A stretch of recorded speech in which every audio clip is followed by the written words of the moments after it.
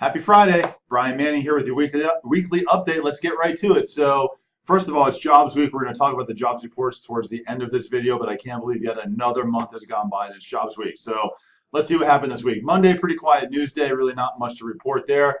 Tuesday, the markets did close early, getting ready for a July 4th holiday, but we did get some feedback from CoreLogic. CoreLogic gives us data on national appreciation. So, on a national basis, homes from the month of May 2017 to May 2018 appreciated at a rate of 7.1%. So really good to see strong appreciation across the nation.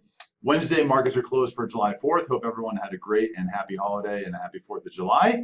Thursday this week, we start to get employment data. So Thursday this week, we get ADP.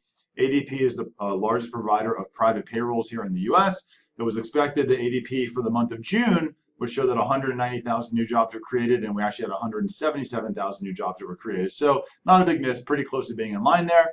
Today we get the BLS. So we get two different reports from the BLS today. The BLS is the Bureau of Labor Statistics. So first we have the business creations or the business survey. So BLS shows that there was 190,000 new jobs were expected to be created in the month of June, and we had 213,000 jobs created. So a strong report. But not only that, where the months of April and May also revised higher, a combined 37,000. So we had 37,000 more jobs added in the month of April and May than we originally anticipated.